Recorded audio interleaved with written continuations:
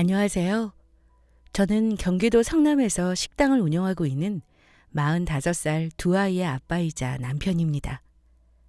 제가 인생을 오래 살진 않았지만 그래도 40대 중반을 지나고 보니 누구나 살면서 인생의 힘든 고비를 한 번씩 겪게 되는 것을 많이 보곤 합니다. 저 역시 남들 보기에는 평탄한 삶을 살아오다가 중간에 주식으로 치면 하한가를 한 방 크게 얻어맞은 경험을 하고 겨우 기어올라 지금의 자리에 왔습니다. 그 과정에서 믿었던 가족에게 배신당하고 오롯이 제 힘으로 처음부터 다시 시작한 경험을 나누고자 사연을 보내게 되었습니다.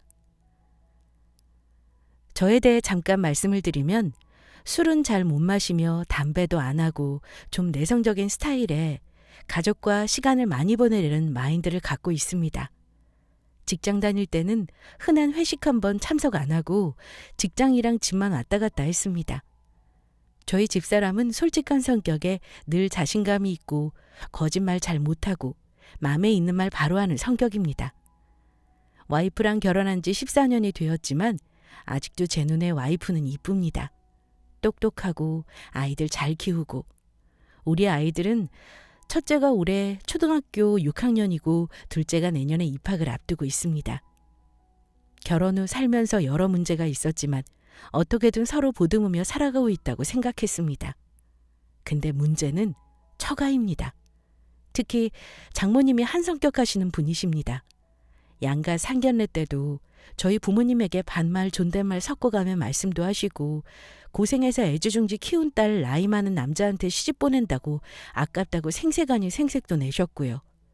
반면 저희 부모님은 저 어릴 적 어렵게 사시다가 자수성가한 분들이십니다. 아직도 일을 손에서 못 놓고 계시면서 경제활동을 하고 계십니다. 제 여동생이랑 저 시집 장가 보내면서도 해줄 거 다 해주시고 가족들 보고 집에 오라가라 하는 분들도 아니고요. 처가댁은 장모님이 식당을 하셨습니다. 꽤 오래 하신 식당인데 장사가 잘 되기는 하지만 대신 처가의 빚이 많기도 합니다. 장인어른은 제가 결혼하기 2년 전에 돌아가셨고 장인어른이 남긴 빚을 어머니가 식당 운영을 하면서 갚고 계십니다.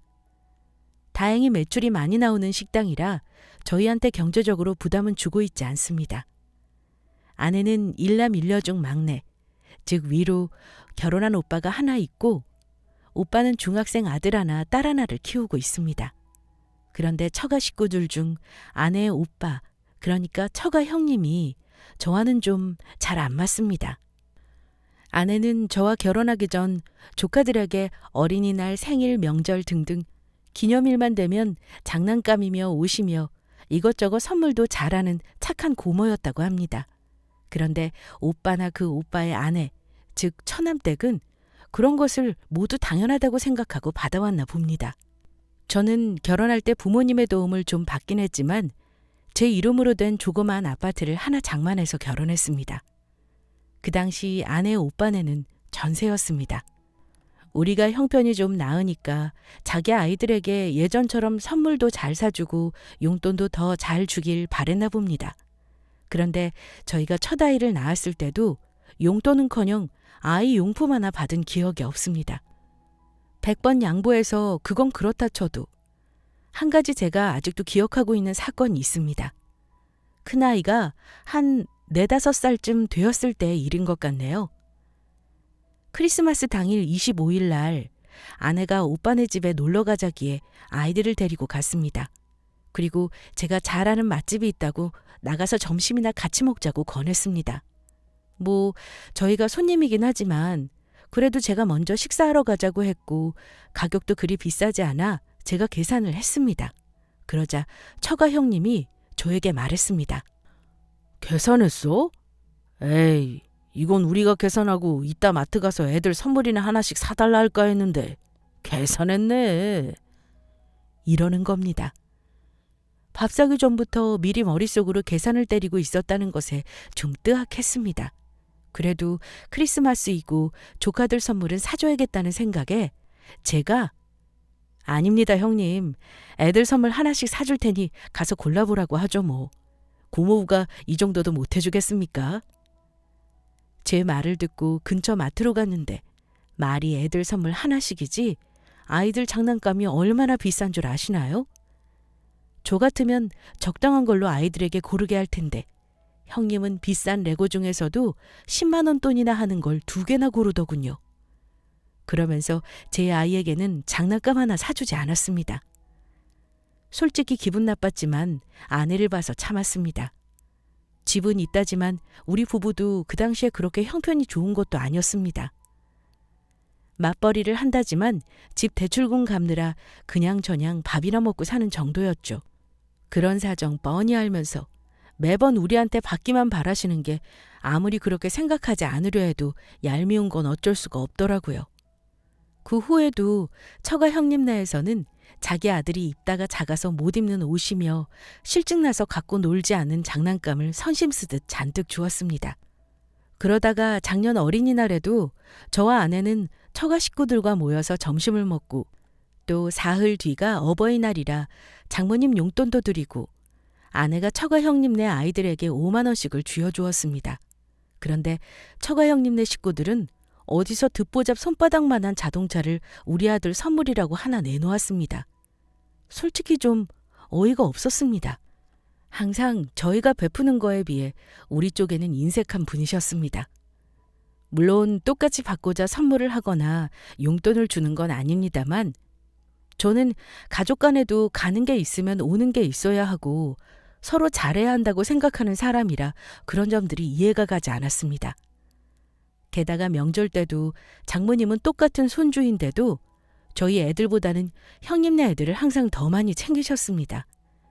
애들이 나이 차이가 많이 나는 것도 아닌데 1, 2만 원도 아니고 우리 애들 10,000원 주면 그 집 애들은 10만 원을 받는 그런 식이었죠. 저는 그런 것도 못내 서운했습니다. 솔직히 그래서 저는 아내가 오빠네 챙기는 걸 아예 안 했으면 했는데 착한 아내는 형님의 딸이 초등학교 입학한다고 입학 선물로 20만 원, 또 적은 평수나마 집 사서 이사 간다고 했을 때는 이사 비용 보태라면서 20만 원, 명절에는 조카들 용돈 준다고 또 몇십만 원. 항상 이런 식으로 자기 할 도리를 참 잘 챙겼습니다.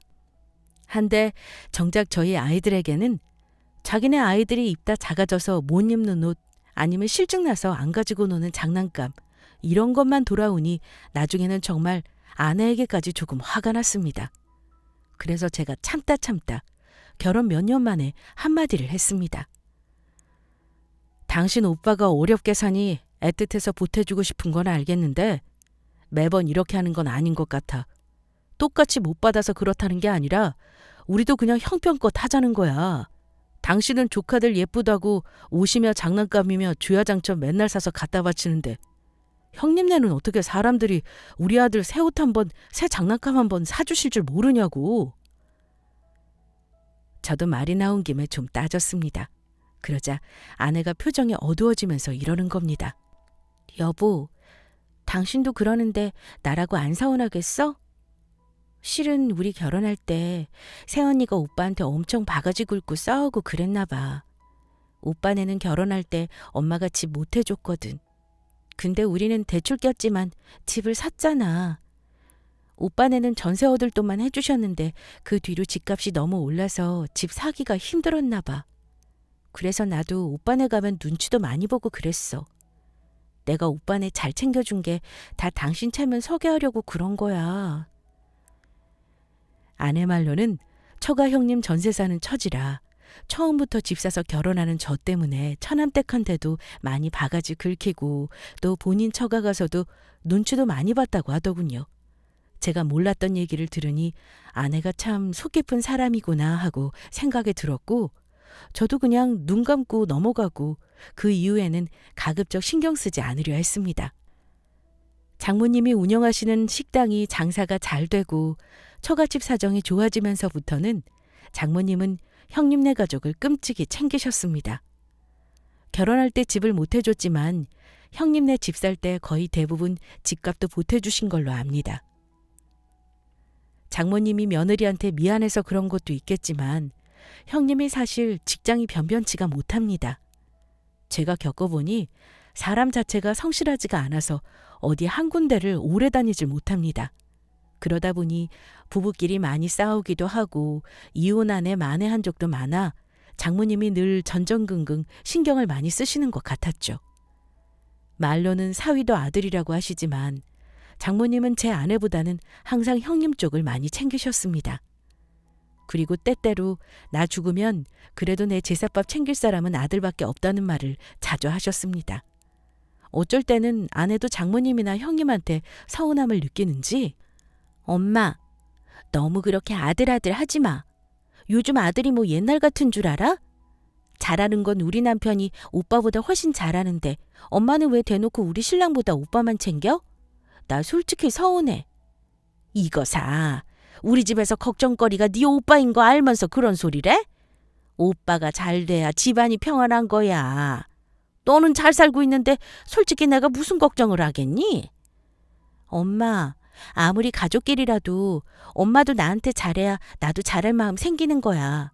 근데 매번 나랑 우리 신랑은 찬밥이냐고. 저번에 오빠한테 3천만 원도 엄마가 해줬다며? 그 돈 그렇게 줘봤자 오빠가 또 딴짓하거나 주식으로 날려먹을 텐데 어쩌자고 오빠한테 또 돈을 줘. 차라리 세연이한테 주지.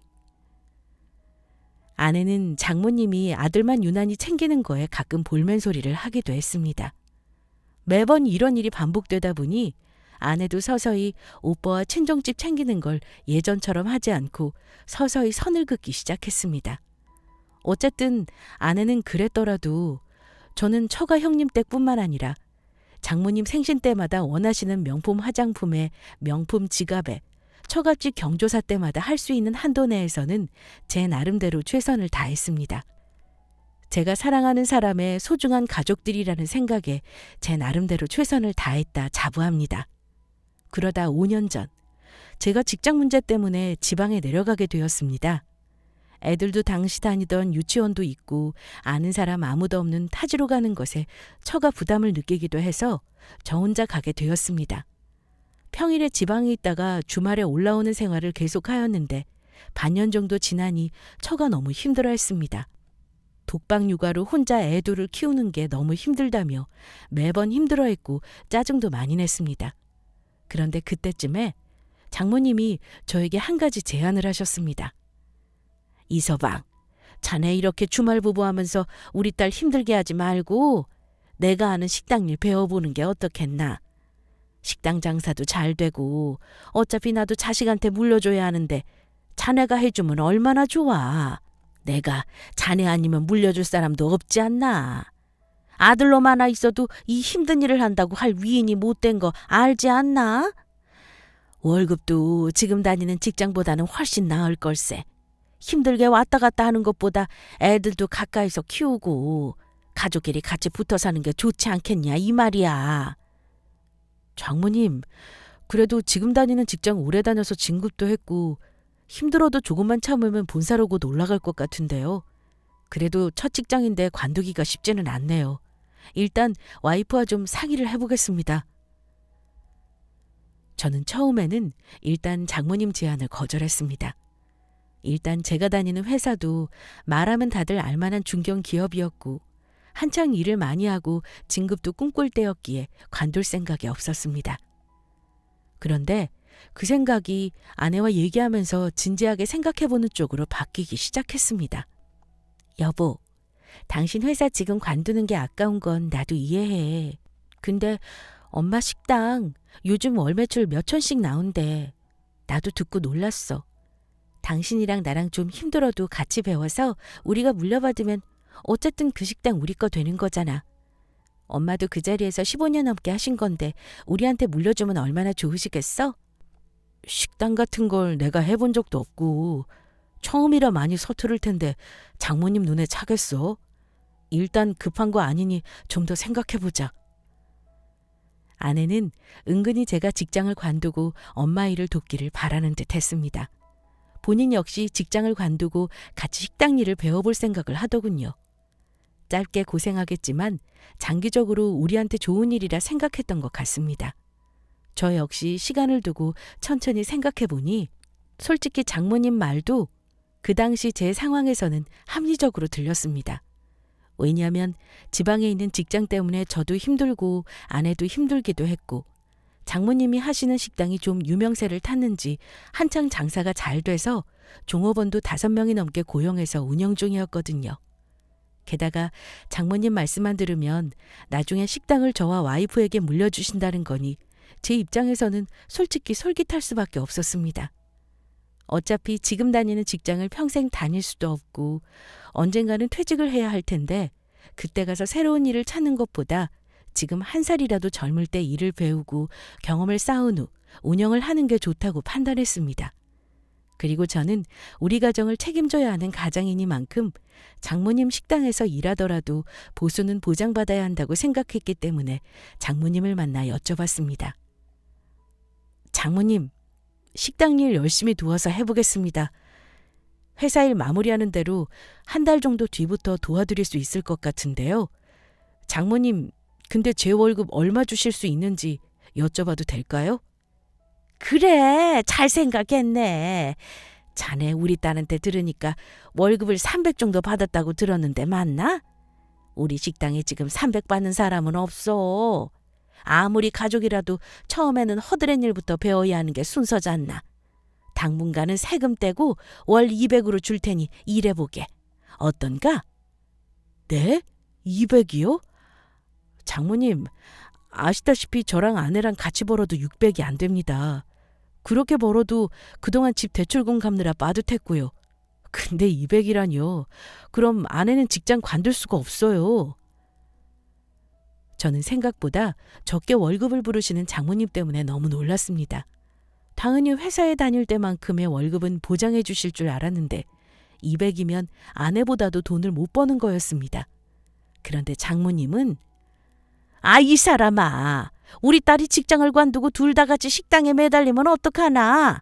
식당 일은 나중에 주인 될 자네가 더 많이 배워놔야지. 그리고 집에 고정적으로 들어오는 수입은 있어야지. 혹시 무슨 일이 생겨도 감당이 되는 거 아니겠나? 장모님은 저와 아내와 둘 다 식당에 매달려 일하는 걸 원치 않으셨습니다. 저는 월급 때문에 망설여졌지만 아내 말대로 좀 길게 내다보기로 했습니다. 어차피 식당을 제가 물려받을 거라면 장모님 말씀도 맞는 말이기에 일단 저 혼자만 회사를 그만두는 것으로 결정했습니다. 솔직히 그 당시 월급쟁이의 삶이 좀 힘들었던 건 사실입니다. 아무래도 사업을 하는 게 훨씬 큰 돈을 만들 수 있으니 장모님 식당이 욕심이 났던 것도 사실이고요. 지금 월급이 당장 200만 원이라고 해도 나중에 내 사업체가 될 거라고 생각하면 서운하지 않았습니다. 하지만 장모님 식당에서 주방일부터 배우며 고생했던 그 시간이 결과적으로 제가 나중에 성공하게 된 밑거름이 되긴 했습니다. 요식업에 종사하시는 분들은 이 일이 얼마나 고되고 힘든 일인지 아마 잘 아실 거라 생각합니다. 체력적으로도 힘들지만 제 경우 처가 식구들과 함께 일터에 있다 보니 심적으로 힘든 점이 무척 많았습니다. 게다가 장모님이 워낙 대차신 분이라 마음에 안 드시는 게 있다면 가리시지 않고 막말하기 일쑤였죠. 이 사람아. 이걸 그렇게 하면 어떡하나. 원 책상머리에만 앉을 줄 알지 제대로 하는 일이 하나도 없구먼. 자네는 돈계산도 할 줄 모르나?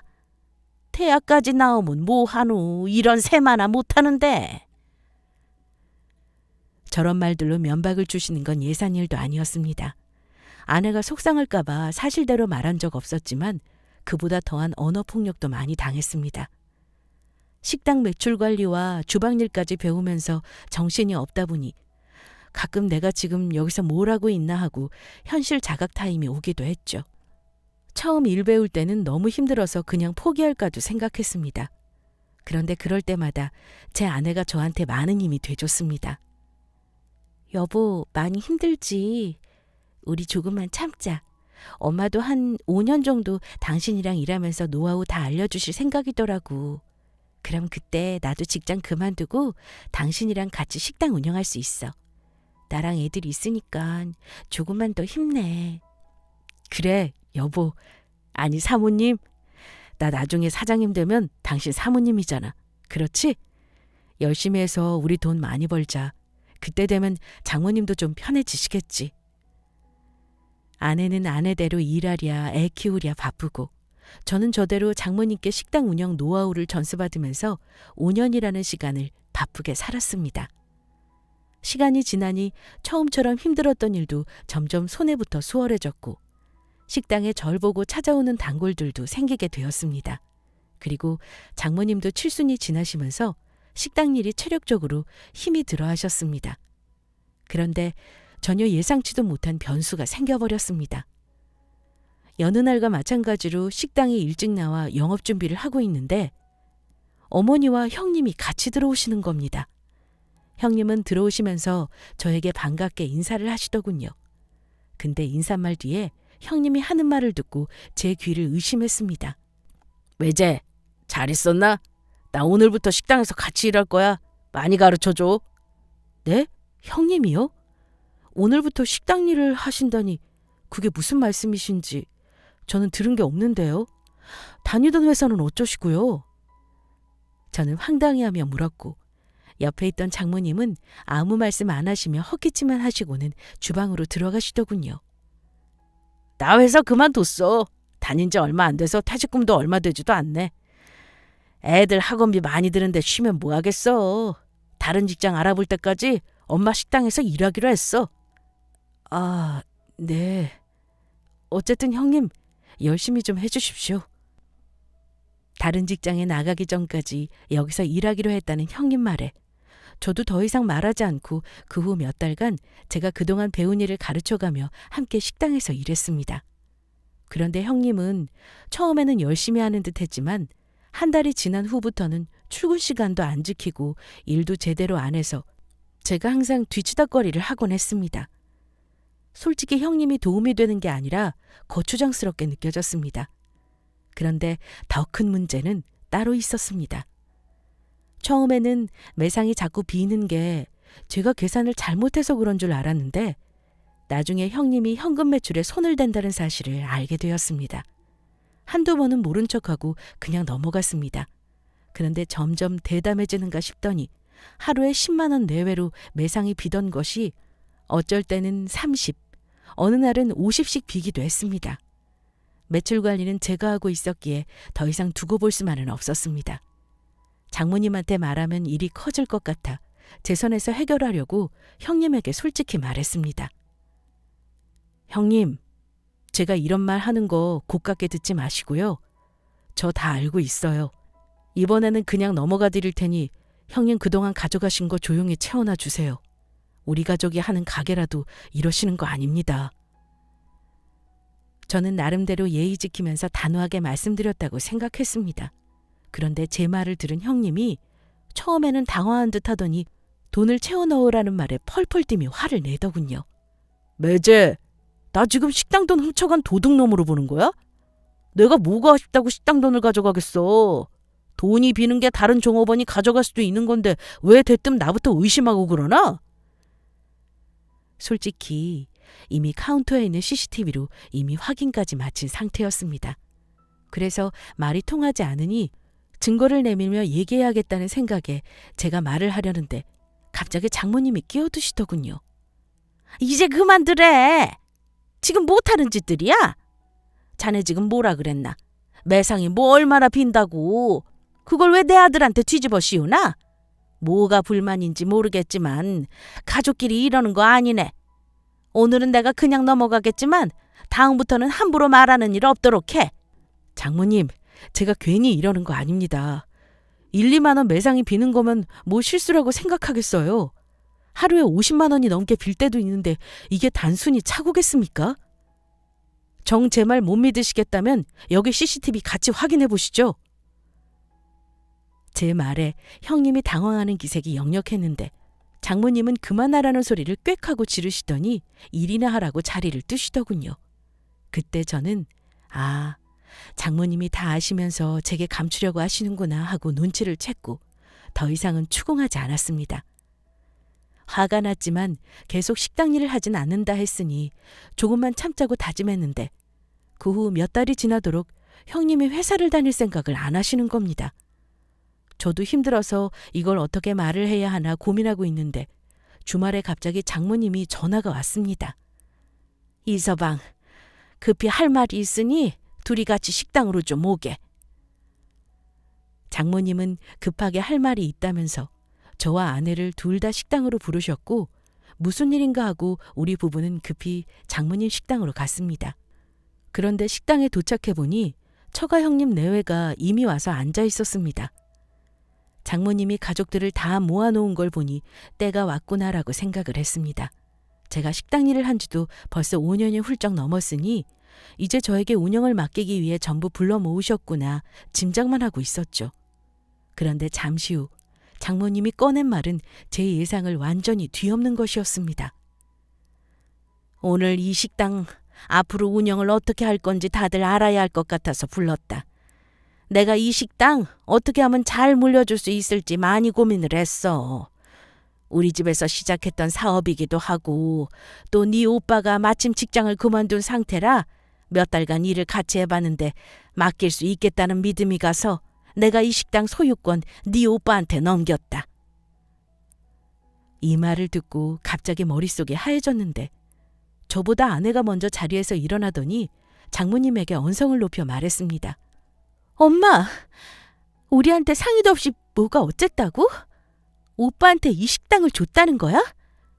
지금 우리한테 그거 통보하려고 부른 거냐고. 그럼 우리 남편은 뭐야? 엄마가 회사 그만두고 도와주면 식당 물려준다고 해서 5년 넘게 참고 버티고 자기 일처럼 식당 일궈놨는데 지금 그걸 말이라고 해? 그럼 어떡하니? 네 오빠 나이 들어서 이제 회사 다른 데 들어가기도 힘들단다. 힘들게 남의 일 해주느니 우리 식당 물려받아 하는 게 당연한 거 아니니? 옆에서 형님은 말을 하는데 더 기가 막혔습니다. 솔직히 이 식당 엄마 건데 매자가 혼자 꿀꺽하는 게 말이 된다고 생각해? 당연히 우리 지분도 있는 거잖아.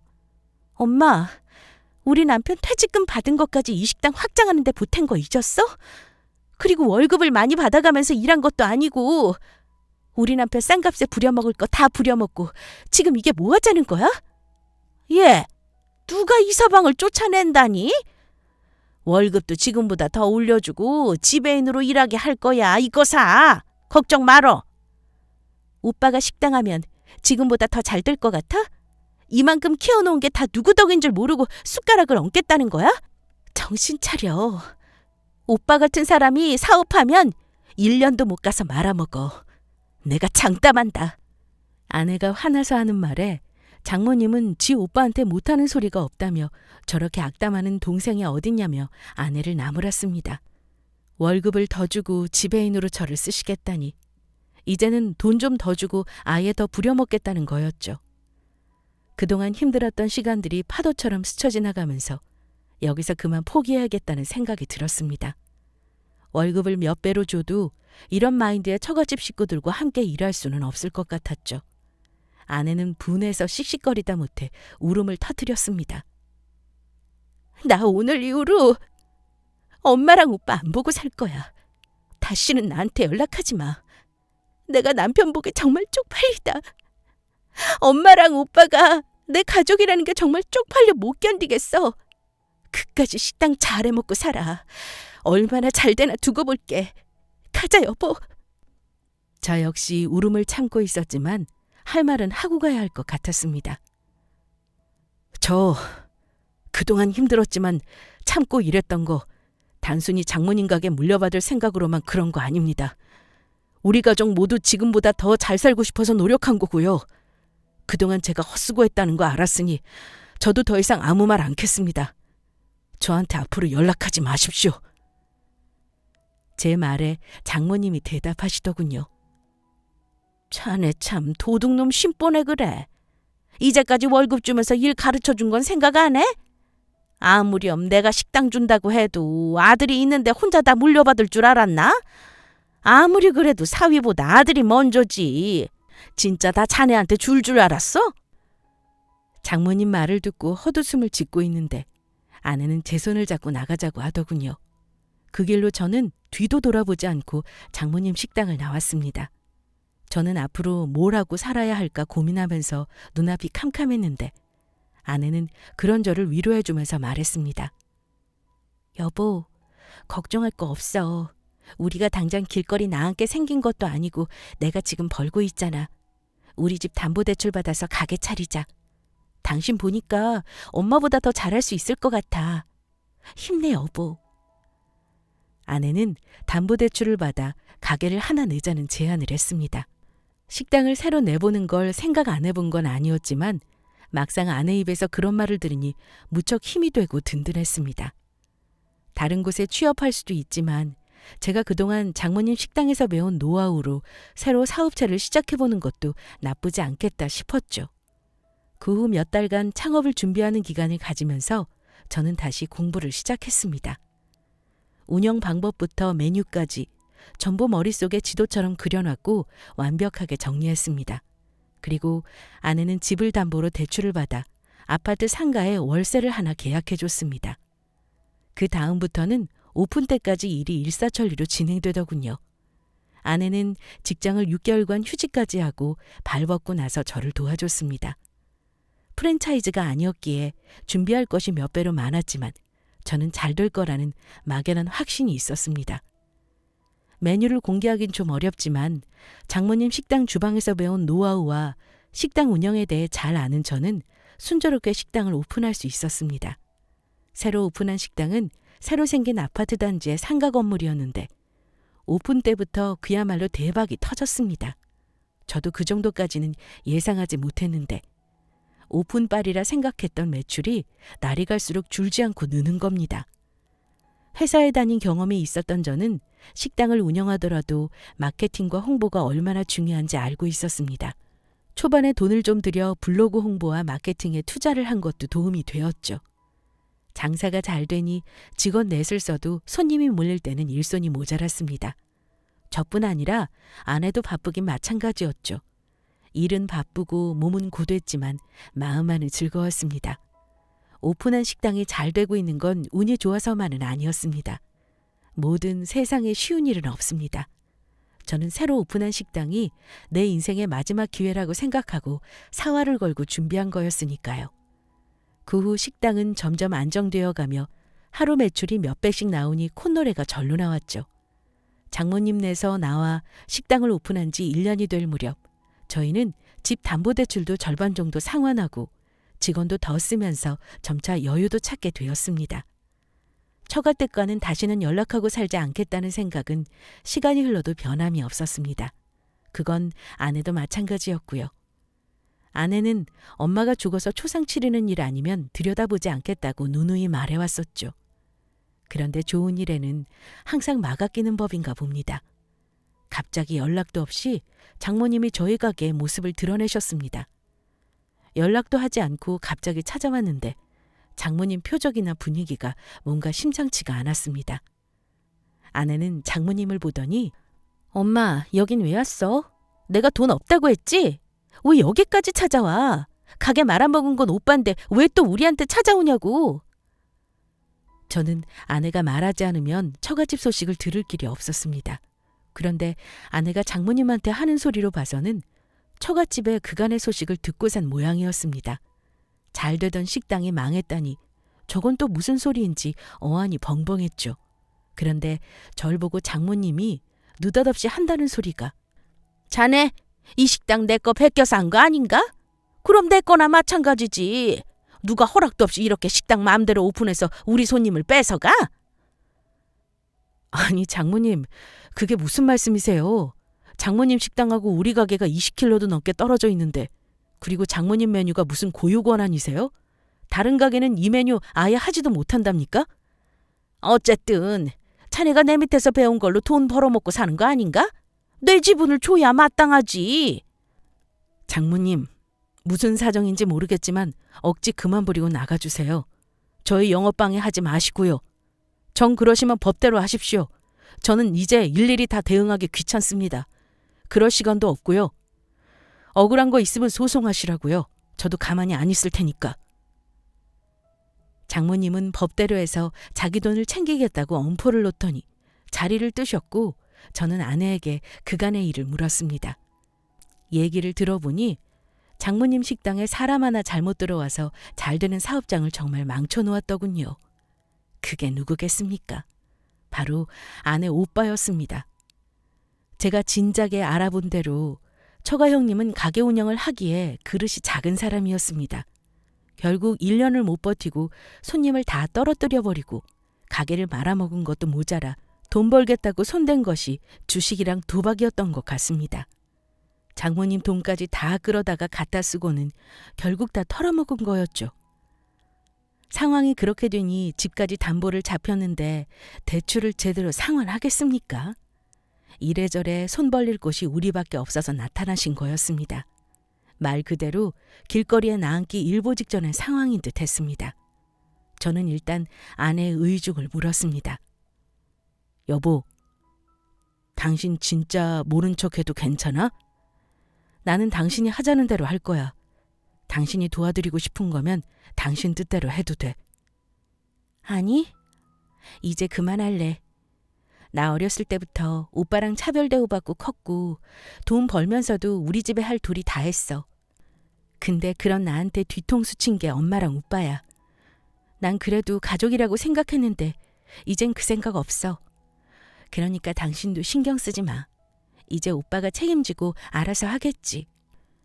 장모님은 며칠 후 우리 식당에 또 나타나셔서는 돈 내놓으라며 아예 바닥에 들어 누우셨습니다. 아내와 셋이 실랑이 끝에 도저히 안 되겠어서 경찰을 부르겠다고 하니 그렇게 하라고 오히려 큰 소리를 치시더군요.